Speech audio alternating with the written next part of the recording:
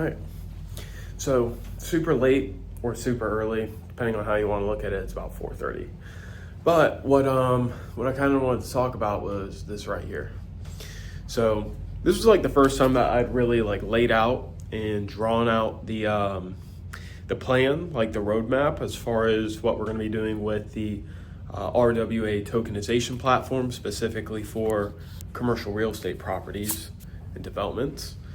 But essentially what we've got here is like there's going to be three main stages. Now, to make sure that we're doing this the right way and we're boosting investor confidence, what I want to do is have the platform fully registered and verified with the SEC. My hair is a fucking mess right now, and it's super thin because it's barely been eaten since getting here. I had some issues with finances. Luckily, that looks like that may be resolved, but we'll see. Nonetheless, though, when it comes to the platform, we want to get this fully registered, compliant, everything, all the 9 yards, to make sure that investors feel comfortable working with us, and developers as well. So that could take a lot of money. We're potentially looking at $400,000 to do the level of scale that we're looking at doing. And so the way that we're looking at raising that, it will be a we eventually, but like right now it's just me, is we would need to raise $400,000, and we could do that in the form of utility tokens. Because the security token is what would be the, tokenized asset itself. But a utility token could be something like a membership card that developers can use to interact with the platform and be able to upload projects to be tokenized. So essentially, like, think about like Securitize. They have it pretty much open to where, you can submit a form, you pay the money, you're able to use the platform. We could make this exclusive to the community. So that is kind of what we're looking at doing as far as like stage one. That would raise the funds for the regulation fees. Stage two would be launching the tokenized platform itself. So we would first, before we even do like the membership cards, we would have a demo platform that's already built out. So everything is already set up, but just on a test net. So all we have to do is just take the same smart contracts and the same user interface. We're just putting the smart contracts onto the main net, and then boom, we've got our MVP. So that's kind of what we're looking at there. But essentially, after we do the membership cards and we're fully registered, then we would be looking at launching the platform itself. And this would be to tokenize, commercial real estate offers, like, officially. So, we'd make a little bit of money off of that, but the main way that we'd make a lot of money is actually through collateralized lending.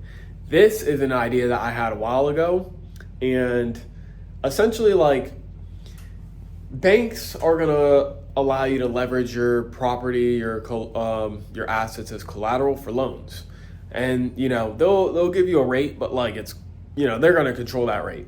You may have a really good standing if you're an accredited investor and you have a good history, but nonetheless, like, there's still a degree that like you don't control it.